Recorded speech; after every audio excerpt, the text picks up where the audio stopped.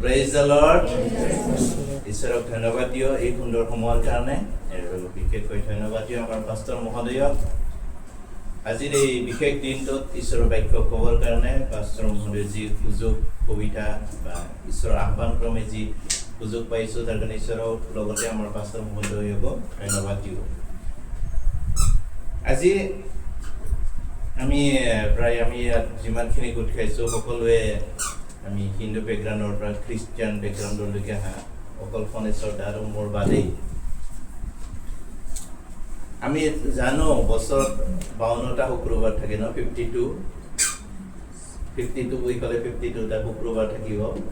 52টা শুক্ৰবাৰ থাকে। 52টা শুক্ৰবাৰৰ এটা বিশেষ দিন আমাৰ কাৰণে বহুত স্পেচিয়েল হয়, যিটো দিন আজি আমি পালন কৰি আছোঁ, পবিত্ৰ শুক্ৰবাৰ বা গুড ফ্ৰাইডে। এইটো কোনো এটা মেমৰিয়েল ছাৰ্ভিচ নহয়। আমি যেনেকৈ কি আমাৰ হিন্দু ধৰ্মত বা আমাৰ খ্ৰীষ্টান ধৰ্মত এবছৰ হোৱাৰ পিছত এটা মেমৰিয়েল ছাৰ্ভিচ হয়, 2 বছৰ হোৱাৰ পিছত এটা মেমৰিয়েল ছাৰ্ভিচ হয়। আমাৰ এইটো মেমৰিয়েল ছাৰ্ভিচ নহয়, প্ৰথম কথা। আৰু যদি ভাবি চাওঁ, আচলতে কিছুমান মানুহে প্ৰশ্ন কৰিব লগা বিষয়টো হ'ল আপোনালোকৰ আৰু কেনেকুৱা ধৰ্ম ন, যিটো দিনত আপোনালোকৰ গুৰুজন, যিজনক আপোনালোকে পূজা কৰে, যিজনক আপোনালোকে সেৱা কৰে, যিজনৰ নামত আপোনালোকে প্ৰাৰ্থনা কৰে, সেইজন মানুহক আজিৰ এই দিনটোত তেখেতক ক্ৰছত দি হত্যা কৰা হৈছিল। আমি সকলোৱে জানো ক্ৰছত দি হত্যা কৰা হৈছিল, বা আমি হিন্দু সমাজেও জানে সেই বিষয়টো যে এই বিশেষ দিনটোত যীশুখ্ৰীষ্টক ক্ৰছত দি হত্যা কৰা হৈছিল। এই হত্যা কৰা দিনটো আমাৰ কাৰণে আৰু কেনেকুৱাকৈ গুড দিন হ'ব পাৰে, ভাল দিন হ'ব পাৰে, পবিত্ৰ দিন হ'ব পাৰে। গুড ফ্ৰাইডে অৰ্থাৎ ভাল দিন বা পবিত্ৰ দিন। বহুতৰ কুৱেশ্যনৰ এটা জানিবৰ কাৰণে ইচ্ছা হৈ যায় ন, কেনেকুৱাকৈ ভাল দিন হ'ব পাৰে। আমাৰ অতিকে প্ৰিয়জন, আমি কোনোবা ভাল পোৱা এজন ব্যক্তি যদি কোনোবা দিন মৃত্যু মুখত পৰে, আমাৰ পিতৃ হওক মাতৃ হওক বা আমাৰ ভাই ভনী কোনোবা যদি হয়, আমি কি কওঁ, সেই দিনটো অভিশপ্ত দিন বা বেয়া দিন বুলি কওঁ। কিন্তু যীশুক ক্ৰছত দি হত্যা কৰা হ'ল আৰু সেই দিনটোক আমি কি কওঁ, ভাল দিন, পবিত্ৰ দিন।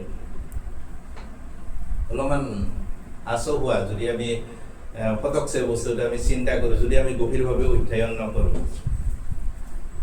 আমি খ্ৰীষ্টীয় বিশ্বাসীসকলে এইকাৰণে এই দিনটোক আমি পবিত্ৰ দিন বা গুড ফ্ৰাইডে ভাল দিন বুলি কওঁ, কাৰণ এই দিনটোতেই, এই শুক্ৰবাৰটোতেই আজিৰ পৰা 2000 বছৰ আগতে যীশুখ্ৰীষ্টে আমাৰ মানৱ জাতিৰ বাবে, অকল আমাৰ খ্ৰীষ্টানখিনিৰ কাৰণে, সমগ্ৰ মানৱ জাতিৰ কাৰণে নিজৰ জীৱন ক্ৰছত দি বলিদান দিছিল, উৎসৰ্গা কৰিছিল, যাতে আমি এই বলিদানৰ যোগেদি আমি মুক্তি পাওঁ, যাতে এই বলিদানৰ যোগেদি আমি নতুন জীৱন পাওঁ, যাতে এই বলিদানৰ যোগেদি আমি ক্ষমা পাওঁ, যাতে আমি পৰম্পৰাগত হিচাপে যিটো আমি বলিদান প্ৰথা আছিল, বলিদান প্ৰথাৰ আমি সমাপ্ত হৈ গৈছিল। আৰু সেই দিনটোৰ পৰা আমাৰ কাৰণে এক মুক্তিৰ দিন। গুড ফ্ৰাইডে মানে এটা মুক্তিৰ দিন। গুড ফ্ৰাইডে মানে আমাৰ এক পবিত্ৰ দিন। এই কাৰণে, কাৰণ তেখেতে ক্ৰুচত নিজকে হত কৰাৰ কাৰণেহে আজি আমি এক মুক্ত জীৱন, স্বাধীন জীৱন লাভ কৰিব পাৰিছোঁ। ঠিক আছে, আজিৰ এই স্পেচিয়েল দিনটোত ঈশ্বৰে মোৰ যোগেদি কি ক'ব বিচাৰিছোঁ সেইখিনি আমি অকণমান আলোচনা কৰিম। হওক, আমি অকণমান আগত যিটো গান গাইছিলোঁ ন, মই গানটো গাই থাকোঁতে মনত পৰিছে যে আজিৰ যিটো মই টপিক ভাবিছোঁ যে সেই টপিকৰ ওপৰত যথেষ্ট ৰিলেটেড হয় আজিৰ যিটো গান আমি অকণমান গাইছিলোঁ, 103 নম্বৰ গানটো। তাৰ আগতে কওঁ, যীশুক যেতিয়া ক্ৰছত দিয়া হৈছিল, তেওঁ মৃত্যুৰ আগে আগে যীশুখ্ৰীষ্ট মৃত্যু হোৱাৰ আগতে তেখেতে 7টা বাণী, 7 ৱৰ্ডছ, 7 চেণ্টেন্স কৈছিলে। 7টা বাণী তেখেতে ক্ৰছৰ ওপৰৰ পৰা কৈছিলে। এই 7টা বাণীৰ মই জাষ্ট থুলমূলকৈ আলোচনা কৰিম, কাৰণ প্ৰতিটো বাণী যদি এটা এটাকৈ আলোচনা কৰোঁ হয়তো বহুত সময় লাগিব আৰু আমাৰ ইমান দেৰি শুনাৰ ধৈৰ্য নাথাকিব। আৰু সেইকাৰণে 7টা বাণী, কি বাণী কৈছিল, কি শব্দ কৈছিলে, সেইখিনি আমি অকণমান আলোচনা কৰিম। তাৰ আগতে আমি যিটো গান গাইছিলোঁ, 103 নম্বৰ গানটো আপোনালোকে চাবচোন।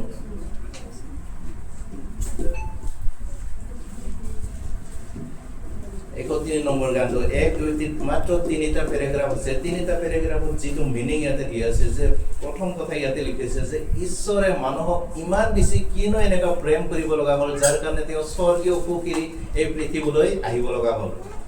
আৰু সেইকাৰণে প্ৰেমত এৰিছিলা স্বৰ্গত, জগতৰ মুক্তিৰ কাৰণে বন্দিছিলা মহাদুখ। ঈশ্বৰে মানুহক ইমান বেছি প্ৰেম কৰিলে, ইমান বেছি ভাল পালে, ইমান বেছি মানে মানুহৰ কাৰণে চিন্তা কৰিলে, যাৰ কাৰণে স্বৰ্গীয় সুখ এৰি এই পৃথিৱীত জন্ম লৈছিলে, যাতে মানৱ জাতিয়ে মুক্তি পায়, যাতে মানুহখিনিয়ে উদ্ধাৰ পায়, মানৱ জাতি যাতে এক নতুন জীৱন পায়। সেইকাৰণে এই হৈছে কিহৰ কাৰণে ইমানখিনি কষ্ট ভোগ কৰিব লগা হ'ল। তাৰপিছত যিটো দ্বিতীয় পেৰাগ্ৰাফ, এইটোৱে আজি মোৰ মেছেজৰ মেইন টপিক, ফৰগিভনেছ, অৰ্থাৎ ক্ষমা কৰা। আপুনি যদি অলপমান অনুভৱ কৰে, আমি জাষ্ট সচৰাচৰ যিটো পালন কৰি আহিছোঁ, প্ৰতি ৰবিবাৰে গীৰ্জাত যাওঁ, প্ৰাৰ্থনা কৰোঁ, সেইখিনি এৰি যদি আজি শুক্ৰবাৰ হিচাপে আপোনালোকে অকণমান যদি ধ্যান কৰে, অকণমান যদি আমি উপলব্ধি কৰে, যিহেতু আমি 2 নম্বৰ গান গাইছিলোঁ, আমাৰ বাইবেলত লিখা আছে কিমান লোক 23 অধ্যায় 23-34, ইয়াতে কি লিখা আছে আপোনালোকে চাবচোন বাইবেলত। লোকে লিখা শুভবাৰ্তা 23 অধ্যায় 34। তেতিয়া যীশুৱে ক'লে, হে পিতৃ, ইয়াবিলাকক ক্ষমা কৰা, কিয়নো ইয়াবিলাকে কি কৰিছে তাক নাজানে। পাছে তেওঁবিলাকে চিঠি খেলাই তেওঁৰ বস্ত্ৰ বাতি ল'লে আৰু মানুহবিলাকে থিয় হৈ চাই আছিল। ইতিমধ্যে আমাৰ পাষ্টৰ মহোদয়ে কৈছিলে কি পৰিস্থিতিত কেনেকাকৈ বিচাৰ কৰি যীশুখ্ৰীষ্ট ক্ৰছলৈকে ঠেলি দিয়া হ'ল, সেইখিনি মই ক'ব নাযাওঁ কাৰণ দীঘলীয়া হৈ যাব। কিন্তু সেই পৰিস্থিতিটো যেতিয়া যীশুখ্ৰীষ্ট ক্ৰছত আঁৰি দিয়া হৈছিল, দুহাতত গজাল, ভৰিত গজাল, উকত পেটত জাঠিৰ জোং মাৰিছিলে, যিটো সময়ত কেঁকাই আছিলে, আপুনি যদি অকণমান সময় উপলব্ধি কৰি চায়, অকণমান সময় যদি সেই মুভমেণ্টটো চায়, আমি কিছুমান যদি চিনেমা চাওঁ বা কিছুমান যদি ঘটনা ঘটে নহয়, তেতিয়া আমি সেই স্পেচিয়েল মুভমেণ্টৰ কাৰণে আমি মাজে সময়ে যেতিয়া আমি অকলে থাকোঁ, সেই মুভমেণ্টখিনি, সেই দৃশ্যখিনি আমাৰ চকুৰ পদত ভাহি উঠে যে এনেকুৱা আছিল, এনেকুৱা আছিল, এনেকুৱা মুহূৰ্ত আছিল, সেইকেইখনৰ মুখখিনি আহে, এনেকুৱা মানে ঘটনাটো আমি দেখা পাওঁ। তো এই মুহূৰ্তত আপোনালোকে যদি অকণমান যদি উপলব্ধি কৰিব বিচাৰে, সেই মুহূৰ্তৰ কথা, সেই যীশুখ্ৰীষ্টক এডাল কাঠৰ ওপৰত ওলোমাই থোৱা হৈছে, এডাল কাঠৰ ওপৰত ওলোমাই থোৱা হৈছে, গোটেই শৰীৰত ঘাঁ, চাবুকৰ কোব, জাঠিৰ খোজ কাঢ়িছে, মূৰত কাঁইটেৰে কিৰীটি পিন্ধিছিল, গোটেই কাঁইটৰ খোজ। আজি মোৰ ছোৱালীজনী আহিব নোৱাৰিলে, যোৱাকালি মাত্ৰ এটা বেজি দিছিলে 10 বছৰ হোৱা, সেই বিষত আজিও জ্বৰ উঠি আছে, আহিব নোৱাৰিলে। কিন্তু যীশুখ্ৰীষ্টৰ সেই মুহূৰ্তটো আপোনালোকে এবাৰ উপলব্ধি কৰি চাবচোন, গোটেই শৰীৰত ঘাঁ, মূৰৰ পৰা ভৰিৰ আঙুলিলৈকে, তাৰপিছত ওলমি আছে ক্ৰছত, আমাৰ ক্ৰছডালি আছে, এনেকুৱা ক্ৰছ এডালত ওলোমাই থৈছে, হাত দুখন মেলা আছে, ভৰিডাল দি আছে, তাৰপিছত 3ডাল হয়তো বহুত দীঘল দীঘল গজালে দি পেলাই তেওঁক ওলোমাই থৈছিলে, সেই গজালৰ জ্বৰতে তেওঁ ওলমি আছিলে। সেই মুহূৰ্তৰ কথা আপোনালোকে এবাৰ অনুভৱ কৰি চাওকচোন, কেনেকুৱা দৃশ্য হ'ব পাৰে সেই মুহূৰ্তত, কেনেকুৱা ক্ষণ হ'ব পাৰে, কেনেকুৱা এটা মানে পেইনফুল, মানে যন্ত্ৰণাদায়ক দৃশ্য হ'ব পাৰে, বা যিজন ব্যক্তিয়ে অৰ্থাৎ যীশুখ্ৰীষ্টই যিখিনি যাতনা ভুগি আছিল, কিমান বেছি কষ্ট পাই আছিলে, আমি হয়তো ভাষাৰে প্ৰকাশ কৰিব নোৱাৰো। মাত্ৰ এডাল গজাল পিন্ধিলে আমাৰ কেনেকুৱা লাগে ন, মাত্ৰ এটা যদি কিবা এটা আমাৰ হাতত কিবা এটা বস্তু লাগিলে আমি কিমান মানে ট্ৰিটমেণ্ট কৰোঁ, কিমান আমি কষ্ট পাওঁ। আপোনালোকে যদি উপলব্ধি কৰিব পাৰে, মাত্ৰ উপলব্ধি কৰিব পাৰে সেই মুহূৰ্তৰ কথা, সেই মুভমেণ্টৰ কথা, যিটো সময়ত যীশুখ্ৰীষ্ট সেইখিনি যাতনা পাই আছিলে, কষ্ট পাই আছিলে, সেই ক্ৰছৰ ওপৰত 3ডাল দীঘল দীঘল গজাল, গোটেই শৰীৰত ঘাঁ, গোটেই শৰীৰৰ পৰা তেজ বৈ আছিলে। তাৰ পিছতো, ইমানখিনি যন্ত্ৰণা থকা পিছতো তেওঁ পিটিশ্যন, আবেদন কৰা নাছিলে, তেওঁ পিলাতক কোৱা নাছিলে, হে ৰজা মোক ইয়াৰ পৰা ৰক্ষা কৰি দিয়া, মোক নমাই দিয়া। তেওঁ মানুহসকলক কোৱা নাছিল, প্লিজ তোমালোকে অলপমান যুদ্ধ কৰি মোক ৰজাৰ পৰা নমাই দিয়া, মোৰ হাতৰ পৰা গজালকেইডাল উলিয়াই দিয়া, বা মোক কিবা উপায়ে ক্ৰছৰ পৰা নমাই দিয়া। কাৰণ ওলমি থকাটো ইমান সহজ নহয়। আমি গজালটো বাদেই, আপোনাক বা মোক যদি এনেকা হাতত বান্ধিও যদি ক্ৰছত ওলমাই থয়, কিমান বেছি কষ্ট পাব লাগিব। গতিকে সেই মুহূৰ্তত যীশুখ্ৰীষ্ট ক্ৰছত ওলমি আছিল গজালৰ জোৰত, তথাপিও কিন্তু যীশুখ্ৰীষ্টই নিজৰ কাৰণে পিতৃ ওচৰতো প্ৰাৰ্থনা কৰা নাছিল, পিতৃ তুমি মোক এই কষ্টৰ পৰা মুক্তি দিয়া, সেই কোৱা নাছিল। কিন্তু তেওঁ প্ৰথম ক্ৰছৰ পৰা প্ৰথম মানে কি কৈছিল জানা, হে পিতৃ এওঁবিলাকক ক্ষমা কৰি দিয়া। সেই মুহূৰ্তৰ কথা আপোনালোকে ভাবিব পাৰে না, ইমান কষ্ট, ইমান যাতনা, ইমান এটা মানে বেয়া অৱস্থাত আছিল, তাৰপিছত কৈছে পিতৃ এওঁবিলাকক ক্ষমা কৰা, কাৰণ এওঁবিলাকে নাজানে এওঁবিলাকে কি কৰি আছে। আপোনালোকে বাইবেলটো মনত ৰাখিব, লুক 23:43 লিখা আছে ন, এওঁলোকে নাজানে এওঁলোকে কি কৰি আছে, সেইকাৰণে এওঁবিলাকক ক্ষমা কৰি দিয়ে। আমি আমাৰ জীৱনত অকণমান আঘাত পালে, কোনোবাই যদি অকণমান বেয়াকৈ কয়, কোনোবাক যদি আমি অকণমান বেয়া পাওঁ, কোনোবাই যদি আমাক অলপমান অপমান কৰে, কোনোবাই যদি ইনচাল্ট কৰে, আমি ক্ষমা কৰি দিব টান পাওঁ। আমি আৰু ক্ষমাহে কৰিম নে? ইমান বেছি কষ্ট দিছে, ইমান বেছি যাতনা দিছে, যদি অকণমান পাওঁ। গতিকে যীশুখ্ৰীষ্ট কিমান মহান বা কিমান মানুহক ভাল পাব লাগিব, সেই প্ৰেমৰ চিন স্বৰূপে তেওঁ কি হৈছিলে, এওঁলোকক শাস্তি দিব নালাগে। আপুনি বা মই হ'লে কি ক'লো, মই যেনেকা কি কষ্টত মৰছে, সিহঁতে ডবল কষ্ট পাই মৰক। আমি অভিশাপ দিলোঁ মই মানুহ হিচাপে, আমি ক'লো মই যিখিনি কষ্ট, যিখিনি যাতনা, যিখিনি জোন খোজ পাইছোঁ, সিহঁতে ডবল আমি ক'লো। কিন্তু যীশু কি কৈছে, এওঁবিলাকক ক্ষমা কৰি দিয়া, কাৰণ এওঁবিলাকে নাজানে এওঁবিলাকে কি কৰি আছে। দুই এটা মই সৰু সৰু কাহিনী মাজে মাজে কৈ যাওঁ, মনত থাকে। মই কেইদিনমান আগতে ইয়াতে উঠি প্ৰাৰ্থনাত ৰিকুৱেষ্ট দিছিলোঁ যে মোৰ মামাৰ ল'ৰা সৰু ভাইটিক সিদিনাও যে লগ পাইছিলোঁ, আৰু ডিকন এভাঞ্জেলিষ্ট এজনৰ ৱাইফক বিনা দুখত পুলিচে এৰেষ্ট কৰি প্ৰায় 20-22 দিনমান জেলত ৰাখিলে। জেলত ৰখাৰ পিছত পৰহি দিনা অচিজনে ফোন কৰি কৈছে, যি হ'ল বোলে পাহৰি যাওক, ধৰি থাকিব নালাগে, বেয়া পাব নালাগে। কিন্তু মানুহ হিচাপে ৰিয়েকশ্যনটো কি হৈছে, যি হ'ল বুলি ক'লেইতো নহয়। যিজন মানুহে, যি দুগৰাকী ব্যক্তি জীৱনত খানা গৈ পোৱা নাই, জেল গৈ পোৱা নাই, সিহঁতে জেলত 22 দিন থাকি আহিব লগা হ'ল। তাৰপিছত অচিয়ে কৈছে যি হৈ গ'ল পাহৰি যোৱা, আৰু মানে কিবা এটা হৈ গ'ল আৰু মিষ্টেক। মানুহ হিচাপে আমি ক্ষমা কৰি দিব নোৱাৰোঁ। আৰু যিকেইজন ব্যক্তি ইহঁত দুখী বুলি সাক্ষ্য দিছিল, সিহঁতক লগ পালে, বাকী সিহঁতৰ মানে অংশী ভাইসকলে কৈছে, ইহঁতক যদি আমি লগ পাওঁ, সিহঁতক আমি ঘৰৰ পৰা চোচৰে টানি আনি মাৰিম, সিহঁতক মাৰপিট কৰিম বা কিবা এটা পানিছমেণ্ট দিম, কাৰণ নিৰপৰাধী লোকক জেলত দিছে। মই কৈছোঁ কি, তহঁতে সেইটো কৰাটো ভুল হ'ব। প্ৰথম কথা, আমি খ্ৰীষ্টিয়ান হিচাপে বিহুৰ চিজন যদি নামখিনি যদি পাওঁ, সিহঁতক একোখন যদি আমি গামোচা দিব পাৰোঁ, যে তহঁতৰ কাৰণে অন্তত আমি জেলত থাকি আহিব পাৰিলোঁ। গতিকে সিহঁতক যদি আমি বিহুত আমি একোখন ফুলাম গামোচা দিওঁ, নিশ্চয় ঈশ্বৰৰ আশীৰ্বাদ সকলোৰে ওপৰত পৰিব। Praise the lord. কিন্তু দুৰ্ভাগ্যক্ৰমে এতিয়ালৈকে আমি গম পোৱা নাই যিকেইজন ব্যক্তিয়ে মানে তেওঁবিলাকক লৈ থাকি দিছিলে। গতিকে সামান্য এটা ঘটনাৰ কাৰণে আমাৰ ৰিয়েকশ্যন কি হয়, তেওঁলোকক মই যিখিনি পানিছমেণ্ট পাইছোঁ, ডবল পানিছমেণ্ট তেওঁবিলাকক পাব লাগে। কিন্তু যীশুখ্ৰীষ্ট ইমানখিনি পানিছমেণ্ট পোৱাৰ পিছত তেখেতৰ মুখৰ পৰা প্ৰথম শব্দটো ওলাইছিলে, এওঁবিলাকক ক্ষমা কৰি দিয়া, কাৰণ এওঁলোকে নাজানে এওঁলোকে কি কৰি আছে। আপুনি, মই বা আমি যদিহে সেই ক্ষমাখিনি নাপালোহেঁতেন, ঈশ্বৰে কোনোদিন আমাৰ জীৱনত মিৰাকলছ, আচৰিত কৰ্ম নকৰিলেহেঁতেন। যদিহে আমি ঈশ্বৰৰ পৰা সেই ক্ষমাখিনি আজি লাভ নকৰিলোহেঁতেন, তেনেহ'লে আমি যি কষ্টত ভুগি আছোঁ, সেই কষ্টতে আমি অতিবাহিত কৰিব লাগিলেহেঁতেন। কিন্তু ঈশ্বৰে আমাক ক্ষমা কৰি দিয়াৰ কাৰণে আমি এক নতুন জীৱন লাভ কৰিব পাৰিছোঁ। আমি চাৰি অকণমান আগতে কোৱা নিচিনাকৈ, যিটো জীৱনত পুৰণা জীৱনৰ লগত নতুন জীৱনৰ কোনো সম্পৰ্কই নাই। চাৰি অকণমান আগতে কোৱা নিচিনাকৈ প্ৰায় 6,000জন ষ্টুডেণ্টে একেলগে বহি গ্ৰেজুৱেশ্যন কৰিব পাৰিলে। আপোনালোকে নিশ্চয় কোনোদিন ভবা নাছিলে, মোৰ নিচিনা এজন সাধাৰণ ব্যক্তি, খেতি বাতি কৰা হওক, কিবা কাম কৰা হওক বা গৃহিণী হওক, সাধাৰণ ব্যক্তি হৈও মই বহুত, ছাৰে কৈছে যে তাতে বহুত শিক্ষিত আছে, ডক্টৰ আছে, মোৰ চিনাকি উকিল এজন আছে, এনেকুৱা হাইলি কোৱালিফাইড মানুহসকলৰ লগত একেলগে বহি গ্ৰেজুৱেশ্যন প্ৰগ্ৰাম কৰিব পাৰিছে। একমাত্ৰ ঈশ্বৰে ক্ষমা কৰি দিলে আৰু আমি সকলোৱে সমান হৈ গ'লোঁ, উচ্চ নিচ নোহোৱা হৈ গ'ল। ঈশ্বৰৰ আশীৰ্বাদ নহয় জানো? ইয়েছ অৰ ন? ইয়েছ। ঈশ্বৰৰ আশীৰ্বাদৰ কাৰণে এইটো হ'বলৈ পালে না।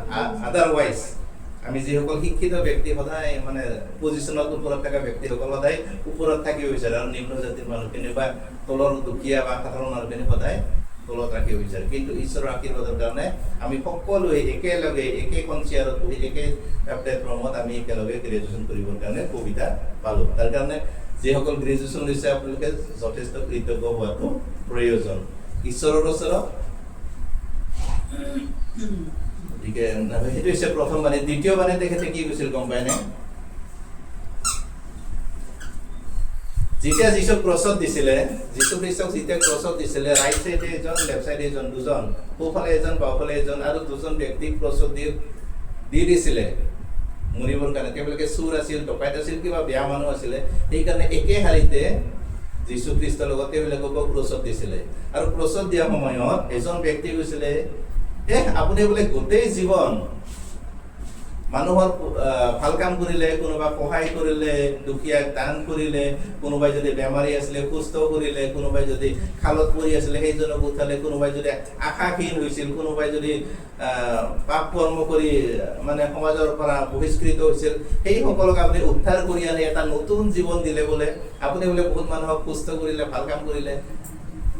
আপুনি যে এতিয়া কষ্ট পাইছে, ক্ৰুচত ইমান যাতনা পাইছে, আপুনি নিজেও নামি আহক আৰু আমাকো নমাওক না। বেলেগক যে কৰি আছে আপুনি নিজেও উদ্ধাৰ পাওক, আমাকো কৰক। তেতিয়া অন্য এজনে কি কৈছিলে, তুমি কি মূৰ্খৰ নিচিনা কথা পাতিছে? আমি যি কৰ্ম কৰিছো তাৰ প্ৰতিফল আমি ভোগ কৰি আছো, কাৰণ আমি পাপ কৰিছিলো, তাৰ প্ৰতিফল হিচাপে আমাক ক্ৰুচতে হত্যা কৰিছে, এইটো আমি যোগ্য হয়। কিন্তু এইজন ব্যক্তি, যিজন ব্যক্তিৰ জীৱনত কাৰো অপকাৰ কৰা নাই, যিজন ব্যক্তি কাৰো অনিষ্ট কৰা নাই, যিজন ব্যক্তি কাৰো বিৰুদ্ধে কথা কোৱা নাই, সেইজন ব্যক্তিক ক্ৰুচতে হত্যা কৰিছে। আৰু সেইকাৰণে তেওঁ কৈছিলে যে, হে প্ৰভু, আপুনি যেতিয়া স্বৰ্গত যায় তেতিয়া মোকো সোঁৱৰিব। তেতিয়া যীশুৱে কি কৈছিলে? যীশুৱে কি কৈছিলে? মই বাইবেল পদটো চাই দিব আপোনাক। লোক 23:43 কি কৈছিলে চাওকচোন। যীশুৱে তেওঁক ক'লে, মই তোমাক স্বৰূপকৈ কওঁ, তুমি আজিয়েই পৰম দেশত মোৰ সংগী হ'বা। তুমি আজিয়েই পৰম দেশত মোৰ সংগী হ'বা। পৰিত্ৰাণৰ নিশ্চয়তা, পৰিত্ৰাণৰ এচুৰেঞ্চ, নিশ্চয়তা। সেই পৰিত্ৰাণৰ নিশ্চয়তা অকল সেই চোৰজনকে নহয়, আমাক সকলোকে দিছে। আমি সেই চোৰজনৰ নিচিনা যদি আমি কেতিয়াবা ভুল কৰিছো, পাপ কৰিছো, অপৰাধ কৰিছো, বেয়া কৰ্ম কৰিছো, মিছা কথা কৈছো, বা আমি হেনতেন মানে যিকোনো XYZ, আমি যদি কেতিয়াবা বেয়া কাম কৰিছো, বেয়া কথা কৈ পাইছো, যদি আমি সেই চোৰজনৰ নিচিনা যদি নিজকে নম্ৰ কৰিব পাৰো, তেওঁৰ চৰণত যদি আহিব পাৰো, তেওঁৰ যদি ওচৰত যদি আমি ক্ষমা খুজিব পাৰো, সেই পৰিত্ৰাণৰ নিশ্চয়তা যীশুৱে দি থৈ গৈছে যে মোৰ এই তেজৰ যোগেদি, মই ক্ৰুচত হত্যা হোৱাৰ যোগেদি তুমিও পৰিত্ৰাণ লাভ কৰিব পাৰা। অকল চোৰজনে নহয়, আমিও লাভ কৰিব পাৰো। আৰু সেই লাভ কৰা পৰিত্ৰাণৰ নিশ্চয়তা লাভ কৰাৰ কাৰণে আমাক কি হয়, মাজে সময়ে ঈশ্বৰে আশীৰ্বাদ কৰে। আৰু ঈশ্বৰৰ আশীৰ্বাদ চিনস্বৰূপে আমি মাজে সময়ে কি আমি সুস্থতা পাওঁ, হতাশা নিৰাশৰ পৰা আমি এটা ভাল এটা পজিশ্যনলৈকে আমি আহিব পাৰো। এইটো হৈছে দ্বিতীয় বাণী। তৃতীয়, আপোনালোকে বাইবেলখন খুলি চাবচোন, মঠি 27:46 পদ, মঠি 27:46।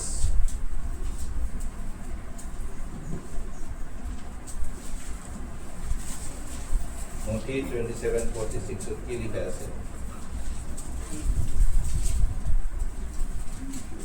46 right. আৰু 3মান বজাত যীশুৱে বৰ মাতেৰে ৰিঙিয়াই ক'লে, এলি এলি লামা সবক্তানি, অৰ্থাৎ হে মোৰ ঈশ্বৰ, হে মোৰ ঈশ্বৰ, কিয় মোক পৰিত্যাগ কৰিলা? এইটো 4 নম্বৰ, ইয়াৰ আগতে আৰু এটা আছে জোহন 19:25 পদ। জোহন 19:25 পদ।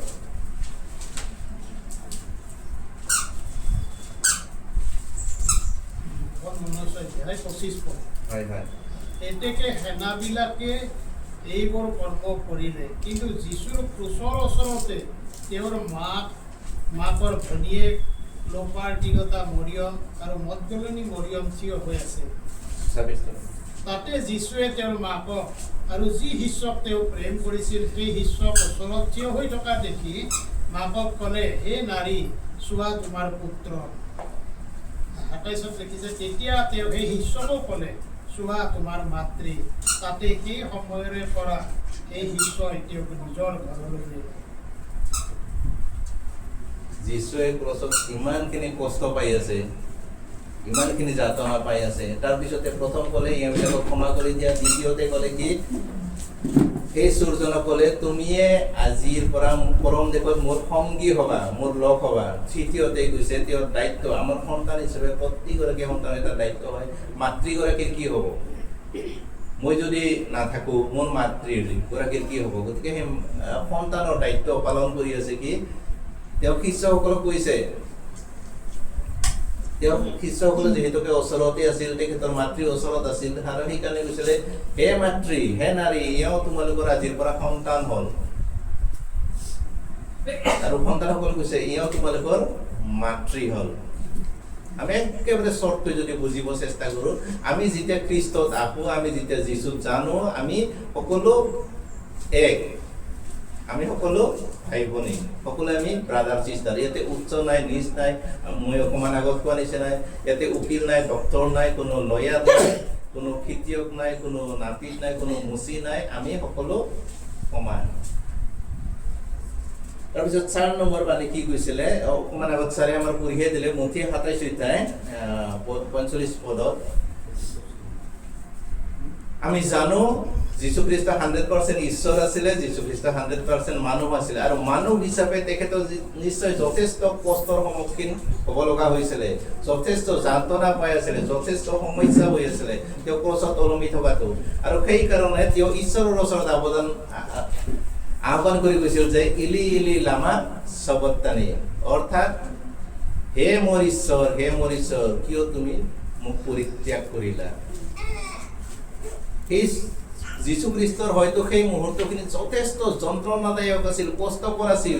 তেওঁ আৰু মানে কষ্ট সহিব পৰা নাছিল, নিজকে কণ্ট্ৰল কৰিব পৰা নাছিল, নিজকে কি কৰিছিল, তেওঁ মানে আশাহীন হৈ গৈছিল, হতাশ হৈ গৈছিল, নিৰাশ হৈ গৈছিল। মই বোলে ইমান কষ্ট পাই আছো, ইমান যাতনা পাই আছো, সেই ৰাতিপুৱাৰ পৰা সেনাসকলে মোক বিদ্ৰোহ কৰি আছে, মাৰপিট কৰি আছে, কাঁইটৰ কিৰীটি পিন্ধাই আছে, সেই মানুহবোৰে মোক অপমান কৰি আছে, আনকি শৰীৰত আঘাত কৰি আছে। গতিকে সেই ৰাতিপুৱাৰ পৰা সেই কষ্ট পাই পাই দুপৰীয়া প্ৰায় 3 মান বাজিছে সেই সময়লৈকে। গতিকে অত্যাচাৰৰ সন্মুখীন হৈ আছে ৰাতিপুৱা ভাগৰ পৰা সেই 3 মান বজালৈকে। আৰু কষ্টৰ যেতিয়া মানে আনকণ্ট্ৰলেবল, তেওঁ মানে কণ্ট্ৰল কৰিব নোৱাৰা হৈ গৈছিল, ধৈৰ্য ধৰিব নোৱাৰা হৈ গৈছিল, তেতিয়া কি হৈছিল, এলি এলি লামা সবক্তানি, অৰ্থাৎ হে মোৰ ঈশ্বৰ, হে মোৰ ঈশ্বৰ, কিয় তুমি মোক পৰিত্যাগ কৰিলা। হে প্ৰিয়সকল, যীশুৰ সেই ক্ৰছত সেইখিনি যাতনা কষ্ট ভোগ কৰিব লগা হৈছিল। কেতিয়াবা হয়তো আমাৰ জীৱনতো এনেকুৱা সমস্যা আহে, অভাৱ আহে, কষ্ট আহে, যাতনা আহে, আৰু তেতিয়া আমি কেতিয়াবা নিৰাশ হওঁ, হতাশ হওঁ। আমি এতিয়া কি কৰিম, ঈশ্বৰে মোৰ প্ৰাৰ্থনা শুনা নাই, মই আহ্বান কৰি আছো কিন্তু ঈশ্বৰে মোৰ প্ৰাৰ্থনা শুনা নাই। তেতিয়া আমি নিৰাশ হৈ পেলাই তাক মাতো, ঈশ্বৰক মাতো। আৰু যীশুখ্ৰীষ্ট নিজে ঈশ্বৰৰ পুত্ৰ, সেইটোকে সি কৈছে হে পিতৃ, হে পিতৃ, কিয় তুমি মোক পৰিত্যাগ কৰিলা, যে মোক আৰু ইমান কিয় কষ্ট পাই থাকিব দিছিলে। সেইটো হৈছে যীশুখ্ৰীষ্টৰ চতুৰ্থ বাণী ক্ৰছৰ ওপৰৰ পৰা। পঞ্চমটো বাণী আছিলে কি, যোহন 19 অধ্যায় 24 পদ, যোহন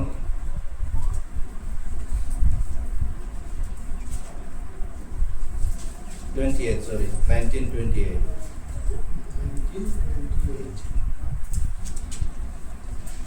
তাৰ পাছত সকলো কৰ্ম যে এতিয়া শেষ হ'ল, যীশুৱে তাকে জানি শাস্ত্ৰীয় বচন সিদ্ধ হ'বৰ কাৰণে ক'লে, মোৰ বিয়া লাগিছিল। তেওঁ গোটেইখিনি কষ্ট ভোগ কৰি আছে, যাতনা ভোগ কৰি আছে। আপুনি মাজে মাজে সেইখিনি উপলব্ধি কৰি চাওক, ক্ৰছডালৰ কথা, সেই যীশুখ্ৰীষ্ট ওলমি থকা কথাখিনি আপুনি জাষ্ট অনুভৱ কৰি চাওক আৰু ভাবক, সেইখিনি সময়ত যীশুৱে পিতৃক মাতিছে, হে পিতৃ, হে পিতৃ, তুমি মোক কিয় ত্যাগ কৰিলা। তাৰপিছত কি হৈছে, মোৰ এতিয়া পিয়াহ লাগিছে। পিয়াহ লগাটো স্বাভাৱিক, ৰাতিপুৱাৰ পৰা একো খাব পোৱা নাই, অকল কষ্ট, মাৰ পিত, প্ৰকৰ্থনা, অপমানখিনি পাই আছে। তাৰপিছত যেতিয়া তেখেতৰ মৃত্যুৰ আগমুহূৰ্তত নিজৰ শৰীৰ গোটাই দিয়াৰ আগত কি কৈছে, শাস্ত্ৰীয় বচন সিদ্ধ হ'বৰ কাৰণে কৈছে, মোৰ এতিয়া পিয়াহ লাগিছে।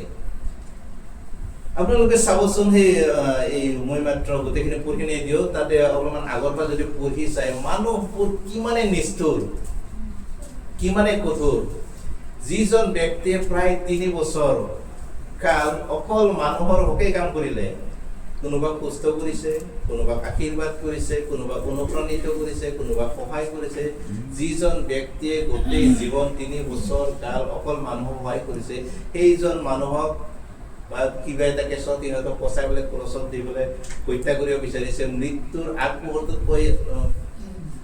আগমুহূৰ্ত পাইছে তথাপি মানুহসকলৰ কিন্তু দয়া উপজা নাই যেতিয়া যীশুৱে কৈছিল যে মোৰ পিয়াহ লাগিছে তেতিয়া তেওঁলোকে পানীৰ বদলি কি দিছিলে কিবা তিতা স্পঞ্জ দিছিলে মুখত সোমাই কিবা তিতা বস্তু এটা মুখত স্পঞ্জ সোমাই স্পঞ্জত এনেকে পানীত ভিজাই দিছে তিতা মানে নিম তিতা দিছে তিতা এটা মই বোলে তেওঁ দিছে যাতে মানে পানো কৰিব নোৱাৰে পানীও যাতে গ্ৰহণ কৰিব নোৱাৰে আমি মানুহসকল কিমান নিষ্ঠুৰ এইসকলতে আমাৰ পূৰ্বপুৰুষ হয় যিসকলে যীশু ক্ৰুচত দি হত্যা কৰা হৈছিল আমাৰে বংশধৰ আমি কি বুলি কয় ফেমিলি ট্ৰী চাব যাওঁ হয়তো তেওঁলোকে কোনোবা নহয় কোনোবা আমাৰে বংশধৰ আছিলে তাৰে বংশধৰ আমি গতিকে সেই মানুহসকলে কি হৈছিলে তাৰ পূজাৰ পিছতো পানীহৰ বদলি সিহঁতে তিতা স্পঞ্জ মুখত সোমাই দিছিলে সেইটো হৈছিল যীশু খ্ৰীষ্টৰ ষষ্ঠ বাণী আৰু একে বাইবেল পদতে 19 অধ্যায় 30 পদত লিখা আছে তাতে যীশুৱে সেই চিৰকা পাই তেওঁ যেতিয়া মানে সেই চিৰকা সেই তিতাখিনি মুখত পান কৰিলে তেতিয়া তেওঁ কি ক'লে 30 পদত লিখা আছে সিদ্ধ হ'ল আৰু ইংৰাজী বাইবেলত লিখা আছে ইট ইজ ফিনিছ মানে এয়া শেষ হ'ল মোৰ আৰু কৰিব লগা একো নাই এতিয়া কথা হ'ল যীশু খ্ৰীষ্টৰ যিটো মিছন আছিল 30 বছৰ কাল তেওঁ কি দৰে আছিল নাজানো কিন্তু 33 বছৰলৈকে যীশু জীৱিত আছিল 3 বছৰ কাল তেখেতে যিটো মিছন কাৰ্য কৰিলে 3 বছৰ কাল তেখেতৰ মিছন কাৰ্য আছিল কি ঈশ্বৰৰ ৰাজ্যৰ বিষয়ে প্ৰচাৰ কৰা মানুহক সহায় কৰা সুস্থতা কৰা বিভিন্ন কাম মাত্ৰ 3 বছৰ কাল যীশুৱে নিজৰ মিছন কাৰ্য কৰিলে অৰ্থাৎ নিজৰ প্ৰচাৰ কাৰ্য কৰিলে নিজৰ বাণী বিলালে ঈশ্বৰৰ প্ৰেমৰ বাণী বিলালে ক্ষমাৰ বাণী বিলালে ইজনে ইজনক সহায় কৰিলে আৰু 3 বছৰ পিছত কি কৈছে ইট ইজ ফিনিছ অৰ্থাৎ সিদ্ধ হ'ল মোক যি মিছন কৰতে হয় ঈশ্বৰৰ হাতত উঠাই দিছে যে ঈশ্বৰ পিতৃশ্বৰ মোক তুমি যি দায়িত্ব অৰ্পণ কৰিছিলা যিখিনি দায়িত্ব মোক দিছিলা সেইখিনি দায়িত্ব মই আৰু শেষ কৰিলো আৰু সেইকাৰণে সিদ্ধ হ'ল মোৰ আৰু কৰিব লগা একো নাই গোটেইখিনি শেষ আমি যিমান কেইজন ইয়াতে ব্যক্তি আছে আমাৰ 5গৰাকী ব্যক্তি যে গ্ৰেজুৱেশ্যন লৈ আহিলে সেইবিলাককো এটা দায়িত্ব অৰ্পণ কৰিছে অকল সেই 5গৰাকী নহয় আমি যেতিয়া আমি যীশুক জানো যীশুক বুজো যীশুৰ ওচৰত ক্ষমা পাওঁ প্ৰত্যেকজন ব্যক্তিকে এটা দায়িত্ব অৰ্পণ দিছে যিটো দায়িত্ব যীশু খ্ৰীষ্টই পুনৰুত্থিত হোৱাৰ পিছত প্ৰায় 40 দিন তেওঁ শিষ্যসকলৰ মাজত মানুহসকলৰ মাজত থাকি লাষ্ট মোমেণ্টত স্বৰ্গত যোৱাৰ আগমুহূৰ্তত তেওঁ এটা দায়িত্ব আমাক সকলোকে দি গৈছে কি তোমালোকে জগতৰ শেষলৈকে যোৱা আৰু পিতৃ পুত্ৰ আৰু পবিত্ৰ তোমালোকে জগতৰ শেষলৈকে যোৱা আৰু সকলোকে শিষ্য বনাবা ঈশ্বৰৰ ৰাজ্যৰ বিষয়ে ক'বা আৰু সকলোকে পিতৃ পুত্ৰ আৰু পবিত্ৰ আত্মাৰ নামেৰে বাপ্তাইজিত কৰিবা এইটো হৈছে আমাৰ এটা আজ্ঞা যীশুৱে দিয়া আজ্ঞা যীশু খ্ৰীষ্টৰ যেতিয়া পুনৰুত্থিত হৈছিল গতিকে যীশুৰ যিটো মিছন কাৰ্য মাত্ৰ 3 বছৰতে তেওঁ কমপ্লিট কৰিলে আৰম্ভ কৰিলে শেষ কৰিলে এই মিছন কাৰ্য আমাকো দি থৈছে আমি আৰম্ভ কৰিব পাৰিছো নে শেষ কৰিব পাৰিছো আমি যদি আৰম্ভ কৰিব পৰা নাই আৰম্ভ কৰাটো প্ৰয়োজন আমি যিটো দায়িত্ব আমাক প্ৰত্যেকজন বিশ্বাসীকে দিছে অকল আমি পাঁচৰক দিয়া নাই অকল মোক দিয়া নাই বা আমি অকল আমি 5জন যিসকল গ্ৰেজুৱেশ্যন লৈ আছে অকল সিহঁতকে প্ৰত্যেকজনকে দিছে যে ঈশ্বৰৰ ৰাজ্যত প্ৰচাৰ কৰিব লাগে ঈশ্বৰৰ প্ৰেমৰ বাণী ক'ব লাগে ঘৃণাৰ বাণী নহয় এইটো হৈছে যীশু খ্ৰীষ্টৰ মিছনৰ শেষ কাৰ্য আৰু সেইকাৰণে কৈছিলে এইটো সিদ্ধ হ'ল আৰু লাষ্ট সপ্তমটো মানে কি কৈছিলে লোক 23 অধ্যায় লোক 23 অধ্যায় লোক 23 অধ্যায় 46 পদ 23:46 আছে যীশুৱে বৰ মাত্ৰে আতা পাৰি ক'লে, হে পিতৃ, তোমাৰ হাতত মোৰ আত্মা সমৰ্পণ কৰিছোঁ। এইবুলি তেওঁ প্ৰাণ এৰিলে। শেষ মুহূৰ্তত যীশুৱে নিজকে ঈশ্বৰৰ হাতত সমৰ্পণ কৰিলে। হে পিতৃ, মোৰ আত্মা তোমাৰ হাতত সমৰ্পণ কৰোঁ বুলি তেওঁ নিজকে যীশুৰ হাতত অৰ্থাৎ পিতৃ ঈশ্বৰৰ হাতত নিজকে উঠাই দিলে। এই সাতটাই আছিলে যীশুৰ ক্ৰুচৰ বাণী, আৰু প্ৰত্যেকটো বাণীৰে বহুত বেছি ডাঙৰ ডাঙৰ তাৎপৰ্য আছে, প্ৰতিটো বাণীৰে এটা এটা ডাঙৰ মিনিং আছে, আৰু প্ৰত্যেকটো বাণীৰে একো একোটা মেছেজ হয়। মই ইমানখিনি দীঘলীয়াকৈ কোৱা নাই, জাষ্ট মই থুলমূলকৈ কৈছোঁ। প্ৰথম কথা হৈছে ক্ষমা কৰা, দ্বিতীয় কথা পৰিত্ৰাণৰ নিশ্চয়তা আমাৰ সকলোলৈকে আছে, আৰু আমাৰ সন্তান হিচাপে আমি সকলো আমাৰ মাতৃৰ প্ৰতি যিটো আমাৰ কৰ্তব্য বা আমাৰ খ্ৰীষ্টীয় ভাই ভনীসকলৰ যিটো আমাৰ ইজনে সিজনক ভাল পাব লাগে, আমি ইজনে সিজনক সহায় কৰিব লাগে, যিটো আমাৰ কৰ্তব্য, সেইখিনি কৰাটো প্ৰয়োজন। আৰু যেনেকুৱাকৈ পিতৃ ঈশ্বৰৰ ওচৰত যীশুখ্ৰীষ্টই আহ্বান কৰি গৈছিল যে হে পিতৃ, তুমি মোক কিয় পৰিত্যাগ কৰিলা। মাজে সময়ে হয়তো ঈশ্বৰেও আপোনাৰ প্ৰাৰ্থনা বিভিন্ন কাৰণত নুশুনিব পাৰে। এতিয়া আমি কিন্তু হতাশ হ'ব নালাগে, নিৰাশ হ'ব নালাগে। লাগে লাগে বাৰে বাৰে আমি তেখেতৰ ওচৰত আমি প্ৰাৰ্থনা কৰাটো প্ৰয়োজন, নিবেদন কৰাটো প্ৰয়োজন। আজি শুনা নাই, কালি শুনা নাই, নিশ্চয় এদিন শুনিব। আৰু আমি সমৰ্পণ কৰাটো প্ৰয়োজন। এই সাতটা বাণীৰ আটাইতকৈ ইম্পৰ্টেণ্ট আৰু গুৰুত্বপূৰ্ণ হৈছে নাম্বাৰ 1, 1 নম্বৰ, আৰু যিটো আমি মানুহ হিচাপে আমি কৰিব নোৱাৰোঁ। আমি বহুত সময়ত হেৰোদ ৰজাৰ নিচিনাকৈ কাহিনীখিনি আমাৰ বিচাৰে কোৱা নিচিনা দুজন ৰজাই বিচাৰ কৰিলে, এজন হৈছে পিলাত, এজন হৈছে হেৰোদ।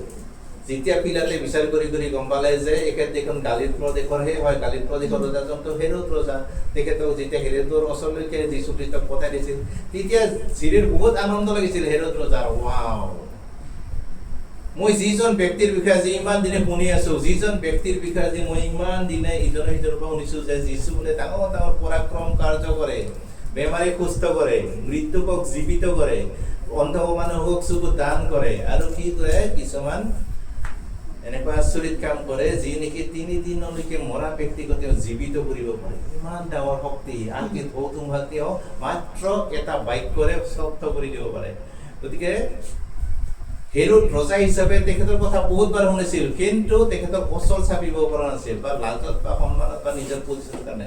আৰু হেৰোদ ৰজাই যেতিয়া শুনিব পাইছিল যে যীশু বোলে বিচাৰৰ কাৰণে মোৰ ওচৰলৈকে আহি আছে, যীশুৱে বেয়া পোৱা নাছিল, ফূৰ্তি কৰিছিল, আনন্দ কৰিছিল, ভাল পাইছিল, ময়ো মানে এবাৰ যীশুৰ লগত সাক্ষাৎ হওঁ। আৰু হেৰোদ ৰজাই যেতিয়া যীশুৰ লগত কথা বাৰ্তা ক'লে, বিভিন্ন ইনকুৱাৰী কৰিলে, তুমি বোলে ৰজা হয়, তুমি বোলে দুখ কৰিছা, কিবা কিবি কোৱাচোন, যীশুৱে মুখেৰে এটা শব্দ উত্তৰ দিয়া নাছিল। আৰু তেতিয়া হেৰোদ ৰজাই কৈছিল, মই এওঁৰ একো দুখ পোৱা নাই, গতিকে এওঁক মোৰ সন্মুখৰ পৰা আঁতৰাই। যীশুৱে কৈ হৈ গৈছিল, হতাশ নিৰাশা হৈ গৈছিল। মই এই কথাটো কিয় টানি আনিছো, কেতিয়াবা আমি কি হয়, যীশুৰ বিষয়ে যেতিয়া আমি বেলেগৰ পৰা শুনো, কোনোবাৰ পৰা মানে আমাৰ হয়তো আমাৰ কোনোবা বন্ধুৰ পৰা, কোনোবা বালকৰ পৰা, কোনোবা এটাৰ পৰা শুনো, আৰু আমাৰ তেতিয়া বহুত মানে এক্সাইটমেণ্ট থাকে, আমাৰ আগ্ৰহ থাকে, সঁচাকৈ যীশুৰ বা খ্ৰীষ্টানসকলনো কেনেকুৱা, খ্ৰীষ্টানসকলনো কি, যীশুৰ অনুগামীসকলনো কি, আমি এবাৰ চাব বিচাৰিম, তেওঁলোকৰ মানে আমি আশীৰ্বাদ ল'ব বিচাৰোঁ। এনেকুৱা বহুতজন ব্যক্তি আমাৰ যিসকল বুঢ়ীহাটত আছে, তেওঁবিলাকে অকল আশীৰ্বাদটো বিচাৰে। অকল বুঢ়ীহাটে নহয়, গোটেই অঞ্চলটোতে যদি চাব যাওঁ, প্ৰায় সকলো ঠাইতে ওলাই অকল তেওঁলোকক আশীৰ্বাদ লাগে, কিন্তু যীশুৰ শিষ্যত্ব নালাগে। যীশুৰ বাণীবোৰ গ্ৰহণ কৰিব টান পায়। যীশুৰ বাণী তেওঁলোকে ভাবে, হয় মই বেমাৰত আছো, মোক সুস্থতা লাগে, কিন্তু যীশুৱে যিটো বাণী গৈছে যে তুমি যদি মোক প্ৰেম কৰা তেনেহ'লে তোমালোকে পুত্ৰকো প্ৰেম কৰা, সেইটো হ'লে মোক নালাগে, কাৰণ মই পুত্ৰক মই পানিছমেণ্ট দিমেই, মোক বেয়া পোৱাজনক মই তাত প্ৰত্যুত্তৰ দিমেই, মোক ঘিণ কৰাজনক মই ঘিণ কৰিমেই, মোৰ যদি কোনোবাই অনিষ্ট কৰে তেখেতক মই অনিষ্ট কৰিম। গতিকে যীশুৰ বাণী মোক নালাগে, কিন্তু লাগে মোক অকল আশীৰ্বাদখিনি। আমাৰ প্ৰত্যেকৰে নহয় জানো কেতিয়াবা এনেকুৱা দৈনন্দিন জীৱনত? আপুনি ভাবকচোন, ইমানখিনি আশীৰ্বাদ পোৱাৰ পিছত আমি যিখিনি ইয়াত আছো মই জানো প্ৰত্যেকে কিবা নহয় কিবা এটা আশীৰ্বাদ পাইছে। ইমানখিনি আশীৰ্বাদ পোৱাৰ পিছতো বহুত সময়ত আমি কি হয় আমি ক্ষমা কৰি দিব নোৱাৰো। আমি ইজনে সিজনক ক্ষমা কৰিব নোৱাৰো। যিজনে আমাক ঘিণ কৰে তেখেতক আমি ডবল ঘিণ কৰো। কোনোবাই যদি বেয়া পায় আমি ডবল বেয়া পাওঁ। গতিকে প্ৰিয় খ্ৰীষ্টীয় বিশ্বাসীসকল, ভাই ভনীসকল, বন্ধু বান্ধৱীসকল, আজিৰ এই গুড ফ্ৰাইডে দিনটো সেই মুহূৰ্তৰ কথা আমি অকণমান স্মৰণ কৰোঁ হওক আৰু আমি অকণমান সময় থিয় হওঁ। আমি একেলগে প্ৰাৰ্থনা কৰোঁচোন সেইজন ব্যক্তিৰ কাৰণে। এতিয়া আমাৰ কাৰণে প্ৰাৰ্থনা নকৰোঁ। আপুনি নিজৰ কাৰণে প্ৰাৰ্থনা কৰিব নালাগে, আমাৰ মণ্ডলীৰ কাৰণে প্ৰাৰ্থনা কৰিব নালাগে। আপুনি সেইজনৰ কাৰণে আজি প্ৰাৰ্থনা কৰকচোন যিজনক আপুনি ঘিণ কৰে। আপোনালোকৰ প্ৰত্যেকৰ নিশ্চয় এনেকুৱা এজন ব্যক্তি আছে যিজনক আপুনি বেয়া পায়। এনেকুৱা এজন পুত্ৰ আছে, হয়তো আপুনি মাৰপিট কৰাকে বেয়া নাপাব পাৰে, কিন্তু বেয়া পায়। সেই বেয়া পোৱা ব্যক্তিজন নিশ্চয় আছে। মই নাজানো আপুনি কাক বেয়া পায়, মই নাজানো আপুনি কাক ঘিণ কৰি আছে, মই নাজানো আপোনাৰ ওচৰ চুবুৰীয়া হ'ব পাৰে, আপোনাৰ হয়তো পৰিয়ালৰ কোনোবা থাকিব পাৰে, নতুবা XYZ কোনোবা থাকিব পাৰে। নিশ্চয় কোনোবা নহয় কোনোবা এজন, প্ৰত্যেকটো পৰিয়ালৰ প্ৰতিজন ব্যক্তিৰ এজন ব্যক্তিক হয়তো ষ্টুডেণ্টসকল বেয়া পোৱা থাকিব পাৰে। সি মোতকৈ বেছি বেছি মাৰ পায়, গতিকে মই ইয়াত মানে জেইলাছ হৈ হিংসা কৰোঁ। গতিকে আমি আজি গুড ফ্ৰাইডেৰ দিনাখন, আজি পবিত্ৰ শুক্ৰবাৰ দিনাখন, গতিকে যীশুৰ এই আদৰ্শ লৈ, সেই ক্ষমাৰ বাণী লৈ আমি এবাৰ প্ৰাৰ্থনা কৰিব নোৱাৰোঁনে? Yes or no? Yes. গতিকে আহক আমি একেলগে থিয় হওঁ আৰু আমি একেলগে থিয় হওঁ আৰু আমি প্ৰাৰ্থনা কৰিম। আমি এই প্ৰাৰ্থনা, মই বাৰে বাৰে কৈছোঁ, এই প্ৰাৰ্থনা আপুনি নিজৰ কাৰণে নকৰিব। এই প্ৰাৰ্থনা আপুনি আমাৰ মণ্ডলীৰ কাৰণে নকৰিব। এই প্ৰাৰ্থনা আপুনি ভাল পোৱাজনৰ কাৰণে নকৰিব। এই প্ৰাৰ্থনা এইজনৰ কাৰণে কৰক যিজনক আপুনি বেয়া পায়, যিজনক আপুনি ঘিণ কৰি আছে, যিজনৰ লগত আপোনাৰ মাত বোল নাই, যিজনক আপুনি হিংসা কৰি আছে, যিজনক আপুনি ইমান দিনে মানে ভাল চকুৰে চোৱা নাই, সেইজন ব্যক্তিৰ কাৰণে আহক আমি একেলগে প্ৰাৰ্থনা কৰিম। পিতৃ ঈশ্বৰ, ধন্য প্ৰভু তোমাৰ সৰ্বশক্তিমান, মহান আৰু জীৱিত। আমি সকলোৱে মুখ খুলি প্ৰাৰ্থনা কৰোঁ। পিতৃ তোমাৰ চৰণ চাবিছোঁ প্ৰভু, তোমাক নিবেদন কৰিছোঁ প্ৰভু, তোমাৰ এই ক্ৰচিয় মৃত্যু যি গুড ফ্ৰাইডেৰ এই স্পেচিয়েল দিনটোত প্ৰভু, তুমি যেনেদৰে প্ৰভু মানৱ জাতিক ক্ষমা কৰি দিছিলা প্ৰভু, তোমাৰ সেই ক্ৰচিয় মৃত্যুৰ যোগেদি প্ৰভু আমি এক নতুন জীৱন লাভ কৰিলোঁ প্ৰভু। সেয়েহে প্ৰাৰ্থনা কৰিছোঁ প্ৰভু, মই সেইজন ব্যক্তিৰ কাৰণে প্ৰভু, যিজন ব্যক্তি প্ৰভু আমাক বেয়া পাই আছে প্ৰভু, যিসকল ব্যক্তি প্ৰভু আমাৰ লগত জিদ কৰি আছে প্ৰভু, যিজন ব্যক্তি প্ৰভু মই ঘিণ কৰি আছো প্ৰভু, সেইজন ব্যক্তি যাতে মই ভাল পাব পাৰোঁ, সেইজন ব্যক্তিৰ লগত যাতে প্ৰভু মই প্ৰভু নতুন সম্পৰ্ক স্থাপন কৰিব পাৰোঁ, তাৰ কাৰণে প্ৰাৰ্থনা কৰিছোঁ। প্ৰাৰ্থনা কৰিছোঁ প্ৰভু, যিসকলে আমাক হিংসা কৰে প্ৰভু, যিসকলে বেয়া পায় প্ৰভু, যিসকলে আমাক নানা প্ৰভু অপৰাধ কৰি আছে প্ৰভু, বেয়া বেয়া প্ৰভু দৃষ্টিৰে আমাক চাই প্ৰভু, এইসকল ব্যক্তিৰ কাৰণে পিতৃ ঈশ্বৰ প্ৰাৰ্থনা কৰিছোঁ প্ৰভু, মোৰ ব্যক্তিগত কোনোবা পুত্ৰ থাকিব পাৰে, কোনোবাই মোক বেয়া পোৱা থাকিব পাৰে, সেইজন ব্যক্তিকো যাতে মই ভাল পাব পাৰোঁ, সেইজন ব্যক্তিকো যাতে প্ৰভু আমি প্ৰেম কৰিব পাৰোঁ, তাৰ কাৰণে প্ৰাৰ্থনা কৰিছোঁ। পিতৃ আমাৰ ওচৰ চুবুৰীয়া, বন্ধু বান্ধৱী বা আমাৰ পৰিয়ালৰ কোনোবা হয়তো এজন থাকিব পাৰে, যিজনে আমাক তথা আমাৰ পৰিয়ালক বেয়া পায় প্ৰভু, সেইজন বেয়া পোৱা ব্যক্তিজনকো প্ৰভু তুমি ক্ষমা কৰি দিয়া প্ৰভু, তোমাৰ তেওঁকো তুমি আশীৰ্বাদ কৰা। পিতৃ আমাৰ ইয়াত যিসকল ব্যক্তি আছে প্ৰত্যেকৰে হয়তো কোনোবা এটা দুশ্মন প্ৰভু বেয়া পোৱা ব্যক্তি আছে, সেইজনৰ কাৰণে প্ৰাৰ্থনা কৰিছোঁ, প্ৰত্যেককে আমি প্ৰভু যাতে ক্ষমা কৰি দিব পাৰোঁ, আমি সেই ক্ষমা কৰি দিয়াৰ চিনস্বৰূপে যাতে আমি তোমাৰ ক্ৰচিয় মৃত্যুৰ তাৎপৰ্য বুজি পাব পাৰোঁ, তাৰ কাৰণে প্ৰাৰ্থনা কৰিছোঁ। পিতৃ আমাৰ সকলোখিনি তোমাৰ হাতত দি Jesus নাম মহান কণ্ঠটা প্ৰভুৰ যীশু খ্ৰীষ্টৰ নামত খুজিলোঁ, আমেন। আৰু সকলোৱে বহিব। ধন্যবাদ দিছোঁ এই সুন্দৰ সময়ৰ কাৰণে।